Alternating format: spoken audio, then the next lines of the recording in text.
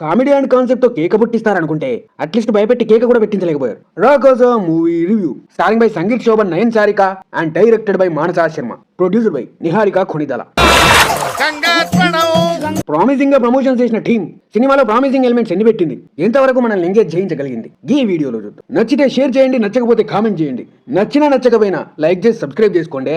ఇక ప్లాట్ ఏంటంటే, ఒక ఊరు, ఆ ఊరు కొన్ని వింత కట్టుబాట్లు ఉంటాయి. ఆ ఊరు సుఖ సంతోషాలతో సుభిక్షంగా ఉండాలంటే కొన్ని శతాబ్దాలకోసారి నరబలి ఇవ్వాలి. ఆ నరబలి ఎందుకు ఇస్తున్నారు, ఎవరిస్తున్నారు, అసలు దాని వెనక కాన్సెప్ట్ ఏంది, ఇది మీరు సినిమాలో చూస్తారు. Now coming to the positives. Cinema start అవ్వడమే ఒక ఇంట్రెస్టింగ్ సెటప్ తో స్టార్ట్ చేస్తారు. ఆ నరబలి కాన్సెప్ట్ గురించి కూడా ప్రాపర్ గా ఎస్టాబ్లిష్ చేస్తారు. సినిమాలో ఒక బ్యాక్ స్టోరీ పెట్టారు, అది ఇంట్రెస్టింగ్ అండ్ ఎంగేజింగ్ ఉంటుంది. ఇప్పటి వరకు చాలా సినిమాల్లో చూసిన రొటీన్ రొట్టలాగే ఉన్నా కూడా ఏదో కొంచెం అలా ఎంగేజ్ చేస్తుంది. కొన్ని కామెడీ సన్నివేశాలు మనం ఆకట్టుకుంటాయి. అక్కడక్కడ వన్ లైనర్స్ చాలా బాగా వెళ్ళినాయి. గెటప్ సీన్ కామెడీ కొంచెం సినిమాకి ఆకర్షణీయంగా ఉంటుంది. ఈ సినిమాకు మెయిన్ హైలైట్ సంగీత్ శోభన్ మొత్తం సినిమాని తన భుజాల మీద క్యారీ చేస్తాడు. మెయిన్ కాన్సెప్ట్ లోకి వెళ్ళేదాకా ఏం లేకపోయినా వన్స్ మెయిన్ కాన్సెప్ట్ లోకి వెళ్ళి ప్రాబ్లం తన మెడకి చుట్టుకున్నాక మస్తు నవ్విస్తాడు. క్లైమాక్స్ చాలా ఇంట్రెస్టింగ్ గా రాసుకురు. కొద్దిగా ఎమోషనల్ కనెక్టివిటీ కూడా యాడ్ చేశారు. కొంచెం కొత్తగానే అనిపించింది, అట్ ది టైం బాగుంది. మరి అంత లేపాల్సినంత ఏం లేదులే.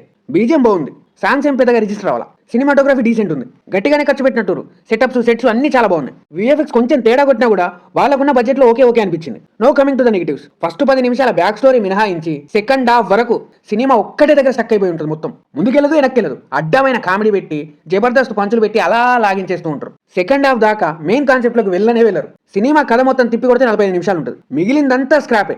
ఆ స్క్రాప్ ని కొంచెం గ్రిప్పింగ్ గా రాసుకుని ఉంటే ఇంకా బాగుండేది. సెకండ్ హాఫ్ లో కోర్టులోకి వెళ్ళాక ఒక్కో సీన్కి ఇంకో సీన్కి అస్సలు సంబంధం ఉండదు, అసలు సింకే ఉండదు. ఏదో మొత్తం నాన్ సింక్ లో ఏదో సీన్స్ వస్తూ ఉంటాయి, తార్ లాగడం అంటారు, విలన్స్ వస్తారు, ఫైట్స్ వస్తూ ఉంటాయి, హారర్ ఎలిమెంట్స్ యాడ్ చేస్తారు. మొత్తం దేనికి ప్రాపర్ ఎక్స్ప్లెనేషన్ ఉండదు, దేనికి ఎందుకు జరుగుతుందో కూడా చెప్పరు. అందులో మళ్ళీ రాడ్డు కామెడీ ఒకటి. కొన్ని ఎలిమెంట్స్ భయపెట్టినా కూడా మిగిలినంతా స్క్రాపే. మెయిన్ కాన్సెప్ట్ కి క్లైమాక్స్ కాన్సెప్ట్ కి అస్సలు సంబంధం ఉండదు. ఇంటర్లింక్ అయితే మొత్తానికి ఉండదు.